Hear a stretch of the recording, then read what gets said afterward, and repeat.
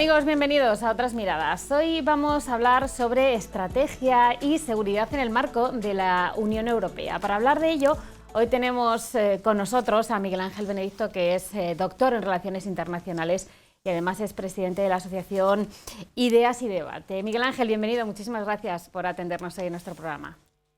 Muchísimas gracias a vosotros por recibirme. Bueno, Miguel Ángel, hace 15 días escasos estuviste... formaste parte de unas jornadas organizadas por la Universidad de Castilla-La Mancha, Europa y el siglo XXI, nuevos desafíos para el viejo continente. ¿Es así? Sí, correcto. Ahí estuvimos en Toledo, una vez más, en la Universidad de Castilla-La Mancha. Ajá.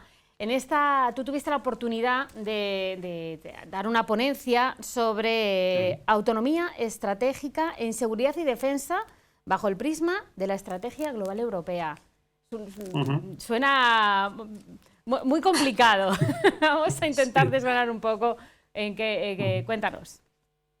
Bueno, al final es un nombre muy complicado, pero bueno, para que todo el mundo pueda entender lo que es esto de la autonomía estratégica, al final es un poco tener independencia, ¿no? Tener independencia a nivel de no solo de seguridad y defensa, sino también tener independencia a la hora de fabricar nuestros propios productos, por ejemplo, ¿no? Ahora estamos viendo que hay problemas, ¿no?, con las cadenas de suministros porque, bueno, importamos muchos productos, sobre todo de Asia, y cuando hablamos de autonomía estratégica lo que queremos decir es que tenemos que esa industria atraerla de algún modo hacia nuestra área de influencia, ¿no? En este caso podría ser Europa, y no solamente la industria, también la tecnología, también en este caso los temas de seguridad y defensa. Es decir, cuando hablamos de seguridad y defensa, autonomía estratégica en seguridad y defensa, nos referimos a ser un poco más independientes de la OTAN y sobre todo de los Estados Unidos, ¿no? Poder hacer operaciones para estabilizar nuestras áreas de vecindad sin necesidad de depender de los Estados Unidos, ¿no? Para luego no tener que quejarnos de que cuando hay una salida de tropas de Afganistán, bueno, pues nosotros parece que no podemos estar allí o no podemos llevar a cabo nuestras propias operaciones precisamente porque no tenemos esa autonomía, es decir, porque no tenemos esas capacidades, ¿no? Esas capacidades a nivel de industria de defensa, por ejemplo. En este caso, pues a lo mejor no tenemos aviones de transporte suficientes o no tenemos un caza de defensa europea, etcétera, que no nos permite hacer nuestras propias operaciones y nos hace depender en exceso de una organización como la OTAN, que está, bueno, pues liderada obviamente por los Estados Unidos, que es quien más dinero pone en ella.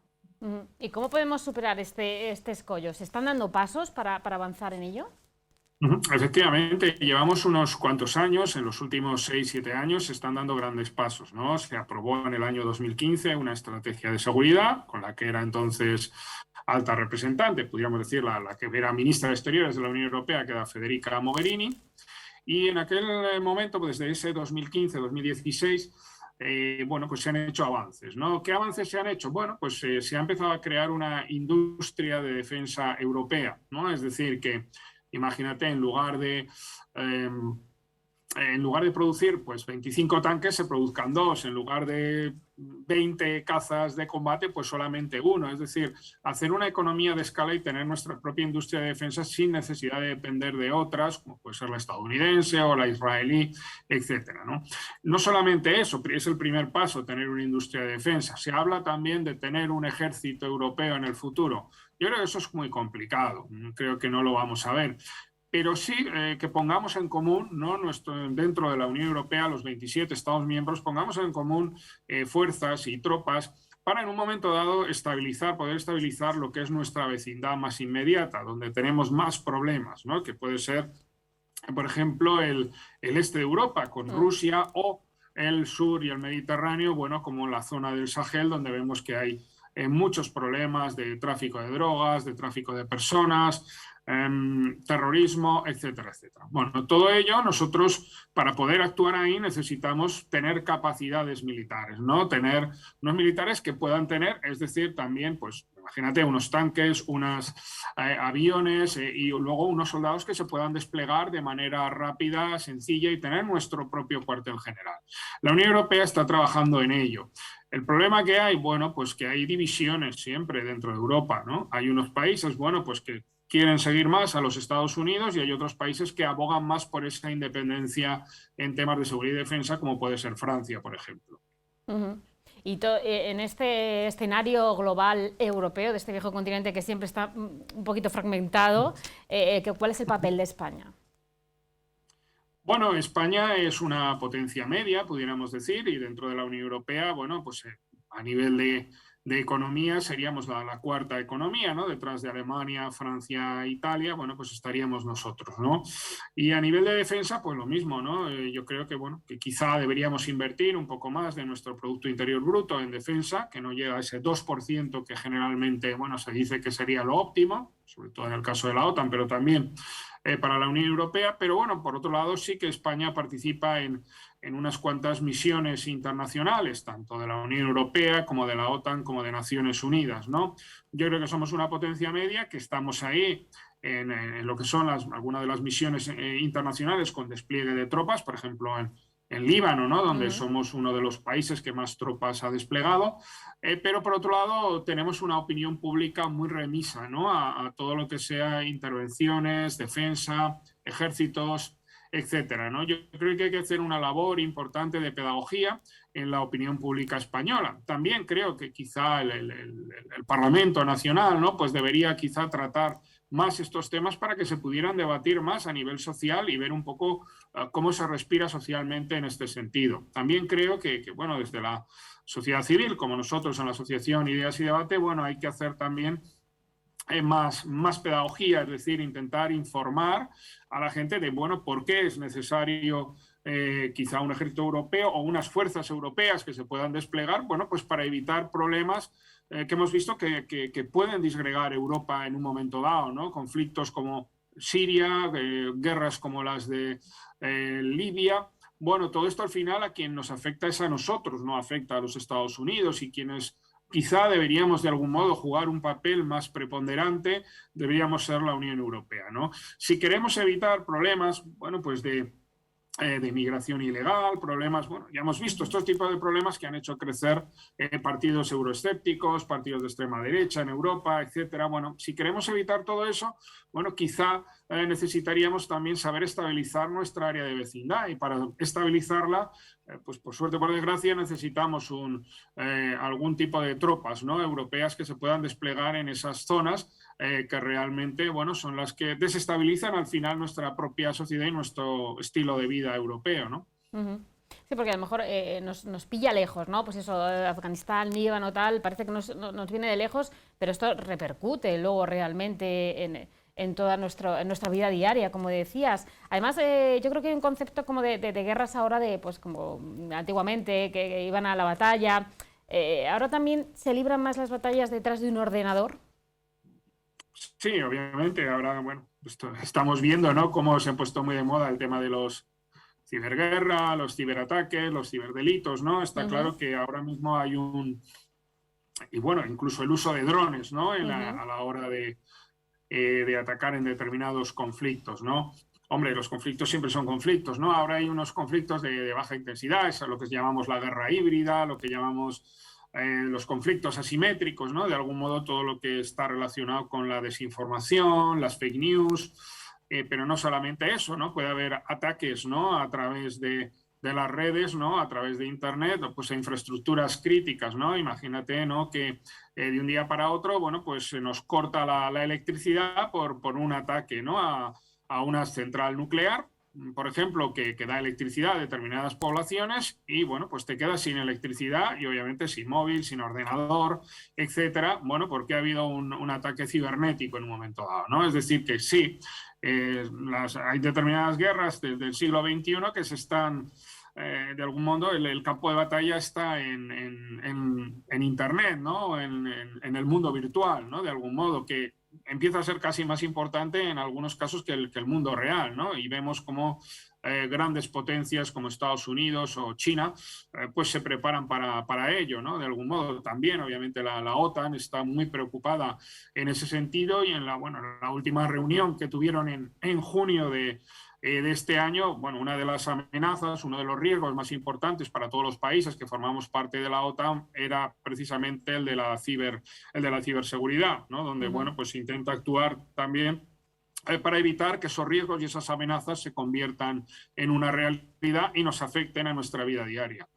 Imagínate hospitales, ¿no? En alguna ocasión, algún ataque de estos de virus, cómo afecta a hospitales, líneas de ferrocarril, electricidad, cualquier infraestructura crítica puede ser atacada en un momento dado por un virus de este tipo lanzado, bueno, pues por un país enemigo, ¿no? O un actor no internacional o un grupo terrorista, ¿no? En un momento dado, ¿no? Que no pertenezca a ningún estado. Imagínate, bueno, pues cuando estaba muy activo el Daesh o Al-Qaeda, ¿no? Por poner dos ejemplos. De hecho, en las últimas semanas estamos escuchando pues esa alarma a nivel europeo sobre el apagón que va a ocurrir de un día para otro y está creando también alarma, ¿no? Yo creo que hay que saber distinguir un poco también en este pánico ciudadano y también las formas de comunicarlo. También a lo mejor tenemos un poquito de culpa nosotros, los medios de comunicación.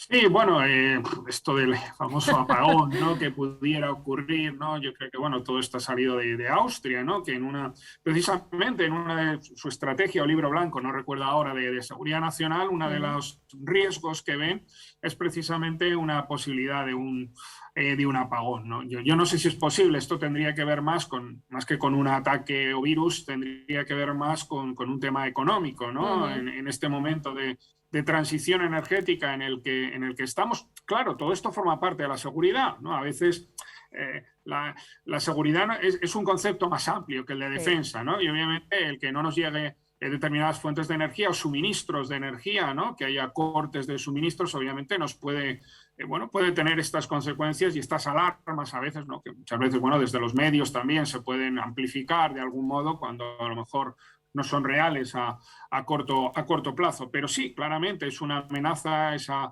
falta de suministro de energía que ahora mismo estamos viendo como, bueno, pues puede ser posible, ¿no? Lo estamos viendo en España, bueno, pues vemos el suministro que viene desde Argelia, ¿no? De donde nos nutrimos en gran parte del gas que nosotros estamos importando. Bueno, pues gran parte viene de un gasoducto, perdón, que viene desde Argelia directamente a España, pero hay otro gasoducto que va desde Argelia hacia España y Portugal a través de Marruecos, que ahora mismo, por un enfrentamiento entre Marruecos y Argelia, bueno, pues está cortado, ¿no? Obviamente eso preocupa y preocupa de manera importante al gobierno español, que de hecho ya ha mandado a un par de ministros, ¿no? El ministro de Exteriores y hace poco la vicepresidenta y ministra de Transición Energética, ¿no? Para intentar paliar ese problema. Es un problema grave realmente, sobre todo para Portugal más que para España, porque por ese gasoducto que pasa por Marruecos hay una gran parte del gas que recibimos que viene por ahí, aunque la mayor parte viene desde el otro gasoducto que viene directamente desde Argelia, el cual, bueno, estamos intentando incrementar su capacidad, pero esa capacidad también es limitada, ¿no? Digamos que perdemos más que lo que ganamos pese a que incrementemos el primero, ¿no? Todo eso, obviamente, influye en los precios de la energía en un momento en el que, bueno, precisamente ahora estamos hablando de esa cumbre del cambio climático, ¿no? que se estaba produciendo en Glasgow y donde vemos, bueno, pues que todos los países o gran parte de los países están haciendo esa transición energética, pero claro, esos procesos de transición, bueno, tienen sus problemas, ¿no? Como estamos viendo, estamos acabando o reduciendo las energías fósiles y estamos haciendo esa transición hacia las energías renovables, pero eso tiene un precio, ¿no? También, de algún modo, ¿no? Hay otros problemas, ¿no? Pero bueno, eso requiere nuevas infraestructuras, requiere adaptarse a los nuevos tiempos y en esos procesos de transición, si además le añadimos, ¿no? la salida de la pandemia del coronavirus con esa sobredemanda de energía que está habiendo, ¿no? Pues todas las fábricas vuelven a funcionar de nuevo, vuelven a demandar más energía, todos los trabajos ya vuelven al 100% y hay una sobredemanda, ¿no? De algún modo de energía, ¿no? Y la oferta, pues a lo mejor no es tan grande y menos en ese momento de transición en el que estamos, ¿no? Por lo tanto, todo eso nos termina influyendo y eso, bueno, pues termina influyendo absolutamente en todo, hasta en los precios finales de los productos que pagamos, ¿no? Ese es todo, el concepto de Europa también está lleno de problemitas, por así decirlo, que van poco a poco minando un poco este viejo continente que está acostumbrado a las guerras, a enfrentarse unos países contra otros. Hacia dónde va Europa y cómo debe encaminarse? Sé que es difícil la pregunta, pero... Bueno, es una pregunta muy difícil, ¿no? Podríamos ver a nivel político o a nivel político. Bueno, es complicado ver hacia dónde va Europa ahora mismo, ¿no? Hemos visto Yo creo que estamos que Gran Bretaña con el Brexit ya se ha desvinculado. ¿Podría ocurrir esto, que se desfragmentara de alguna manera? No, hombre, yo no lo veo, sinceramente. Se está hablando en las últimas semanas, ¿no? De Polonia, ¿no? Ajá. Que hemos visto cómo incumplía, ¿no? Con las normativas de la Unión Europea y, bueno, pues estaba recibiendo sus reprimendas por parte de la Comisión Europea, con razón, ¿no? Porque el derecho europeo está por encima del derecho nacional, ¿no? De las constituciones nacionales, ¿no? Y, bueno, Polonia lo está violando. Se hablaba de ¿podría salir Polonia de la Unión Europea? Yo creo que no, sinceramente. Los países que están en la Unión Europea, los 27 países como Polonia, Hungría, que pueden ser los más díscolos en estos momentos, reciben demasiado dinero de la Unión Europea como para irse. Hay un gran porcentaje de su Producto Interior Bruto que viene de Europa. Son los países que más ayudas han recibido en los fondos europeos. Recordemos que España lo ha sido durante muchos años ese país que más dinero ha recibido. Vimos cómo cambiamos absolutamente desde la transición hasta ahora, ¿no? Nuestra fisonomía de infraestructuras, de población a nivel social, hemos cambiado mucho gracias a esa entrada en Europa. Y estos países como Polonia, Hungría, bálticos, etcétera, les está pasando exactamente lo mismo, ¿no? Reciben cantidades ingentes de dinero. Si mañana se retiraran de la Unión Europea, lo sufriría su población. Yo creo que ellos tampoco van a hacerlo. Es decir, esto es una especie de pulso por parte de sus dirigentes hacia las instituciones europeas, pero no creo que en ningún momento estén pensando en salir de Europa. Lo que pasa es que tienen otra concepción de Europa, ¿no? Tú hablabas, esa posible fragmentación. Yo creo que son dos ideas de Europa, ¿no? Hay países que tienen una idea de Europa en la cual el Estado tiene que seguir siendo muy fuerte, la soberanía estatal tiene que estar fuerte, y hay otros países, bueno, pues que abogan más por una Europa más política, ¿no? Más supranacional, es decir, que sean las instituciones europeas a las que se cedan determinadas competencias y a las que se ceda determinada soberanía. Por ejemplo, para solventar problemas tan importantes, bueno, como el problema migratorio o el tema del cambio climático o el terrorismo, ¿no? Que son problemas que a nivel nacional realmente no tienen una solución y necesitamos, ¿no? Un poco de la unión de todos los países para poder solventar esos problemas de manera conjunta y no solamente a nivel nacional, ¿no? Yo creo que es un poco esa lucha en la que estamos viendo y yo creo que es un poco, no está bien visto desde mi punto de vista el retroceder hacia más soberanía estatal, porque estamos viendo que hay grandes potencias como China en estos momentos, que si queremos hacer frente a alguien como China, realmente nos tenemos que unir los 27, porque cada uno por su lado va a ser imposible se pueda hacer algo frente a una potencia con unos valores tan diferentes a los que tenemos nosotros, ¿no? Frente a ese modelo alternativo que se está planteando ya desde China, ¿no? Yo creo que si Europa quiere pintar algo en el mundo, necesita que sus Estados miembros ahora mismo cedan competencias a esas instancias más supranacionales que son las instituciones europeas para poder afrontar riesgos mucho mayores, ¿no? En lo que es este mundo global que está en un proceso de reordenamiento, de tránsito, ¿no? En estos momentos. Hablabas del problema de las migraciones, que es algo que va increciendo, más allá de ponerle solución. Parece que tampoco se ponen de acuerdo entre los 27 para paliar esta desgracia, que al final es una crisis humanitaria. Sí, bueno, se está negociando desde hace aproximadamente un año lo que se llama el nuevo pacto migratorio, ¿no? Es decir, llegar a un acuerdo sobre qué queremos hacer sobre el problema migratorio, el desafío migratorio, el reto migratorio, ¿no?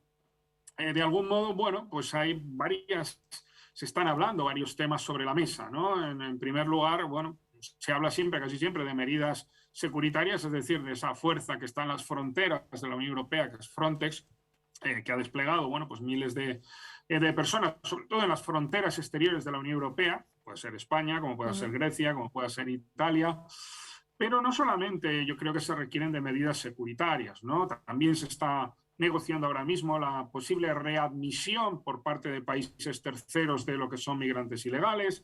Se habla de gestionar mejor la migración en Europa, porque creo que sinceramente somos un continente muy envejecido en estos momentos y que necesitamos de esa migración, pero necesitamos que esa migración también llegue de manera ordenada, se gestione de una manera más ordenada, quizá con un asilo común, ¿no? en toda la Unión Europea, sobre todo de cara a los refugiados, obviamente, que tienen derecho a que nosotros, esas personas que están perseguidas, obviamente, por una dictadura o por un conflicto o por una guerra, bueno, pues por derecho internacional deberían ser admitidas, ¿no? en nuestros países sin lugar a dudas, ¿no? Pero, bueno, como digo, hay países que lo ven de manera diferente, cada uno lo ve de una manera, Hungría, Polonia, etcétera, Eslovaquia, bueno, pues digamos son más remisas, ¿no? A aceptar a esos refugiados. Entonces, bueno, pues se negocian cuotas que vemos que luego no se cumplen, ¿no? De cómo repartir a esos refugiados por distintos países. Bueno, digamos que se está negociando todo eso, ¿no? El tema de las cuotas o el tema de dar más dinero, por ejemplo, a los países que son frontera, como España, Italia o Grecia, y que sufren más el problema de la migración.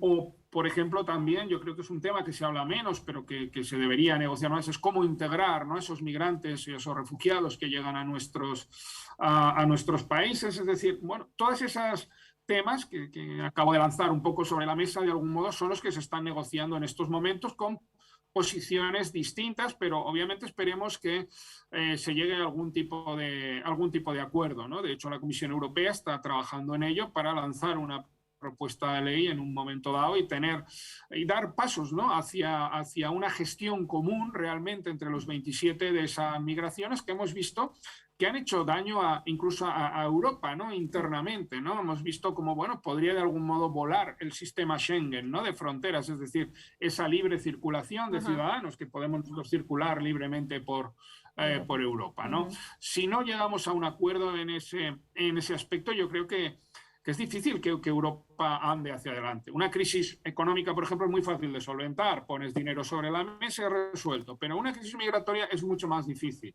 Hay temas mucho más complejos. Yo creo que ha sido una crisis compleja, ¿no? Porque puede dar lugar a esos partidos de extrema derecha, puede dar lugar a partidos euroescépticos.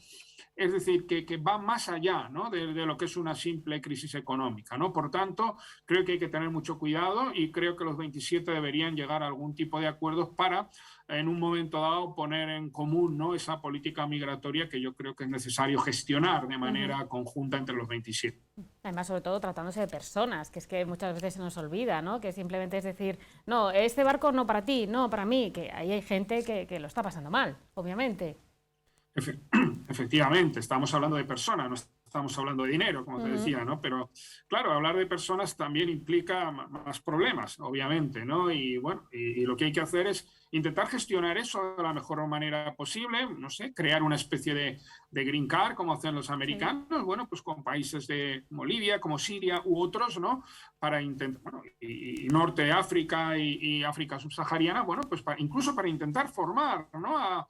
Laboralmente a determinadas personas que realmente se les necesita en Europa, ¿no? Pero obviamente tratándoles como personas, ¿no? Que eso es como dices, es el tema más delicado de este reto migratorio. Bueno, tú eres profesor en la Universidad Europea de Madrid y bueno, y también estás muy en contacto con la sociedad. ¿Qué es lo que te transmiten ellos de la idea de Europa,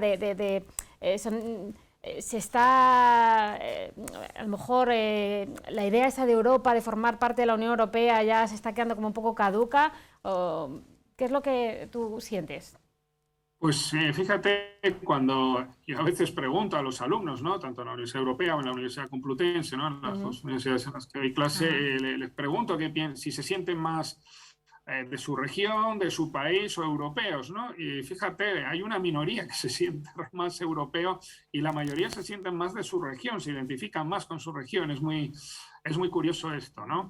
Pero bueno, al final yo creo que cuando hay otra pregunta o una contestación que ellos te dan, que en cambio cuando se van fuera de Europa se sienten europeos. Si tú estás en Estados Unidos, en Asia, en Latinoamérica, ahí ves lo que es ser europeo realmente y te sientes mucho más mucho más europeo, ¿no? Cuando estás fuera.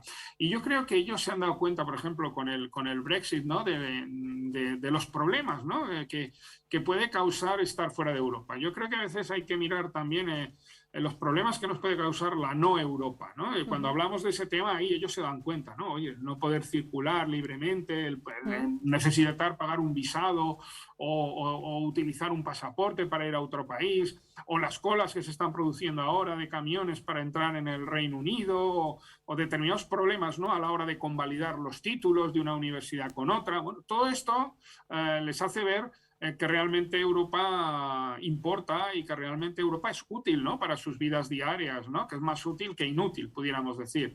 Lo que pasa es que yo creo que lo que falta a Europa, y yo creo que es lo que ellos no ven, es un poco, le falta un poco de corazón, de alma, ¿no? Desde mi punto de vista, ¿no? De sentimiento, ¿no?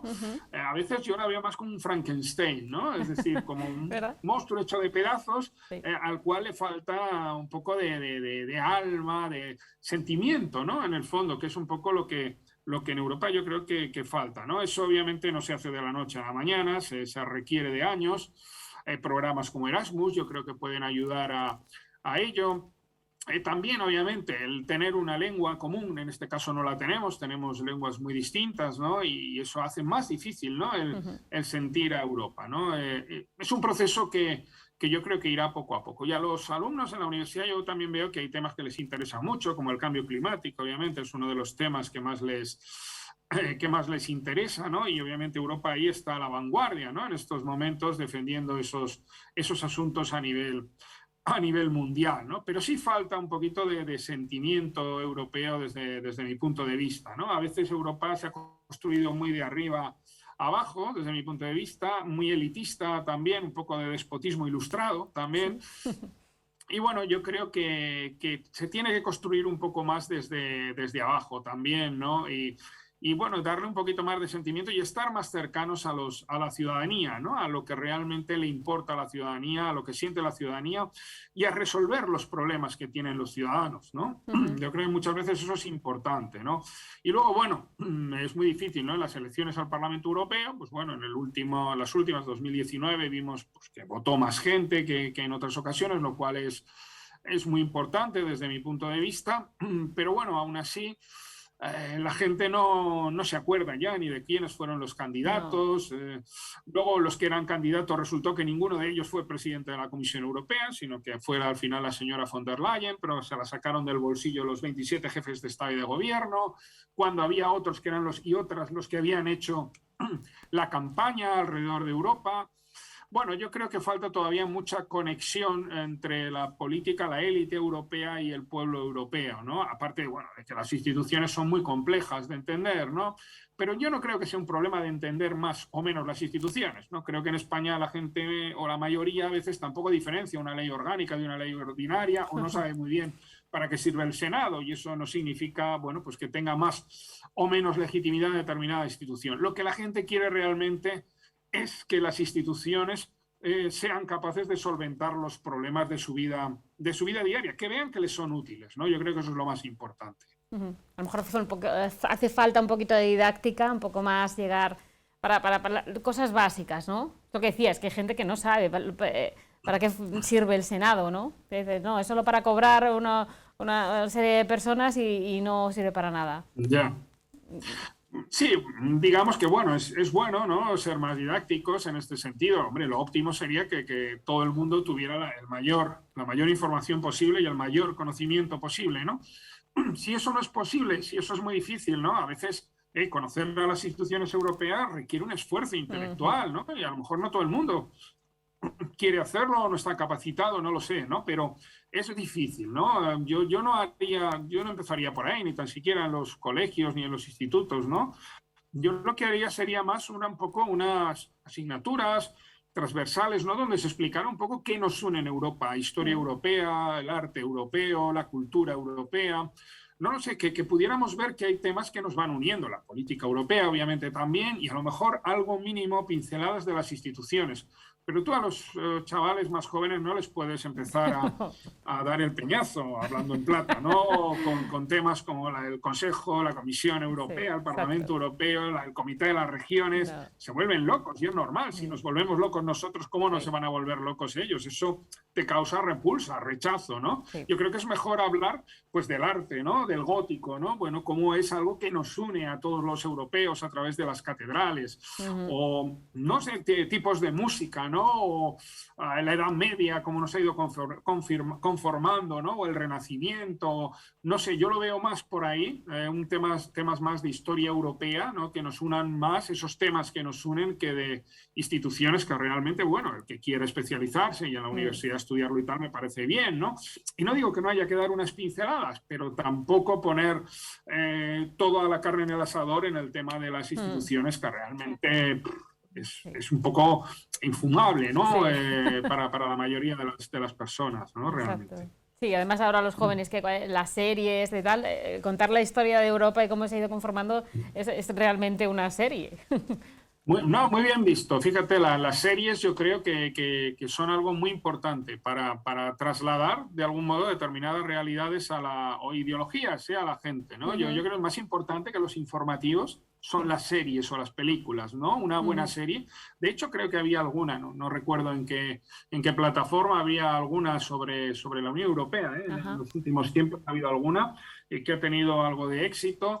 Y bueno, pues hacer series, ¿no? Sobre Europa, sobre incluso las instituciones, igual que hemos visto estas durante años de la Casa Blanca. Bueno, pues ¿por qué no ver, en vez del lado este de la Casa Blanca, el lado este de la Moncloa, de la Comisión Europea, ¿no?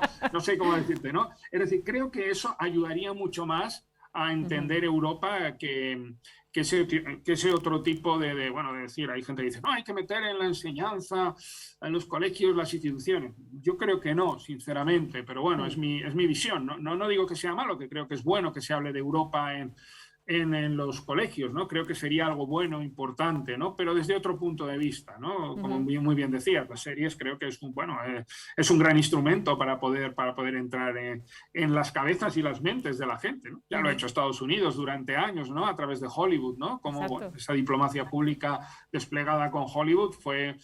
Bueno, para mí es de quitarse el sombrero, ¿no? Como lo han hecho los americanos durante muchísimo tiempo, ¿no? Bueno, y ahora a través de todas estas plataformas y de todas estas series, pues que obviamente también se nos introduce mucha ideología, ¿no? Sí, hay veces que tenemos más conocimiento a lo mejor de cómo funciona los Estados Unidos que cómo funciona nuestro propio continente, ¿no? Totalmente. Fíjate, yo lo he vivido, ¿no? Cuando yo he sido periodista muchos años también y, por ejemplo, bueno, yo viví cuando llegó Obama al poder, ¿no? En los Estados Unidos, tuve la suerte de estar en Washington en aquellos momentos, estaba como enviado especial por parte de Telemadrid en aquellos momentos. Y bueno, yo recuerdo, ¿no? La gente aquella noche en Washington, ¿no? En el metro, bueno, gritando. La gente durmió toda la noche, ahí en el Capitolio, ¿no? Durmieron a la intemperie con plástico. Recuerdo que nevaba a primera hora de la mañana, hacía un frío tremendo. Bueno, aquello era tremendo de gente.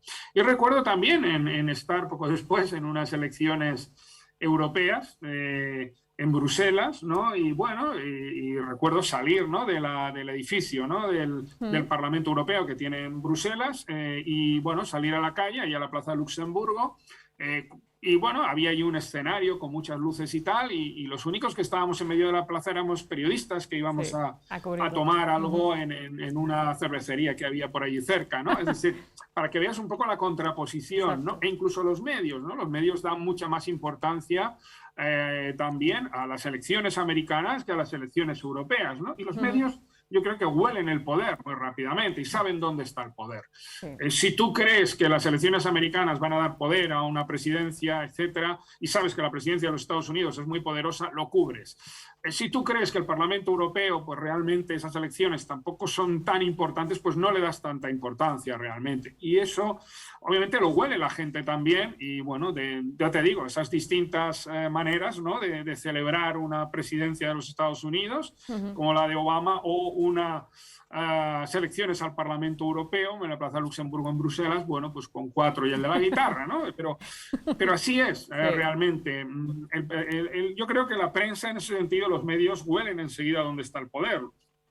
Por ejemplo, yo creo que se vio muy bien durante la crisis económica, ¿no? Cómo a la gente, a los periodistas iban a cubrir sobre todo el Consejo Europeo, ¿no? A los 27 jefes de Estado y de Gobierno, que era donde se decidían los temas más importantes, ¿no? O Frankfurt, donde está la sede del Banco Central Europeo, donde estaba el señor Draghi, o a la señora Merkel. Es decir, esos eran los focos, no el Parlamento o no la Comisión, que quedaron en un segundo plano en ese momento, ¿no? Pues aquí pasa un poco lo mismo, ¿no? A veces, bueno, cubrimos más determinados eventos que nos parecen más importantes porque van a tener más repercusión en nuestra vida diaria realmente unos que otros. Eso no quiere decir que el Parlamento Europeo no sea importante, cada vez lo es más, cada vez tiene más poder, cada vez tiene más competencias porque el Parlamento Europeo colegisla con el Consejo, es decir, es uno de los legisladores de Europa en estos momentos y ponen en marcha muchas normas que luego terminamos transponiendo en nuestros ordenamientos jurídicos, en nuestros derechos, que hacemos nuestras. Esas normas las terminamos haciendo nuestras también, ¿no? Y por lo tanto, claro que lo que sucede en Bruselas nos termina influyendo y cada vez más, ¿no? Y yo creo que conforme eso lo vayamos viendo, yo creo que también iremos dando más importancia y nos iremos fijando mucho más en lo que hace el Parlamento Europeo, ¿no? Yo creo que en función del poder que va teniendo cada institución también nos vamos dando cuenta y somos más conscientes y nos vamos a acercar más a ellas también.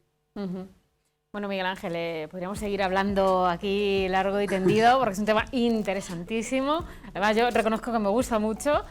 Es un placer poder hablar contigo, que nos ilustres y que nos des unas pinceladas, bueno, de lo que es nuestro continente y de lo que es nuestra Europa.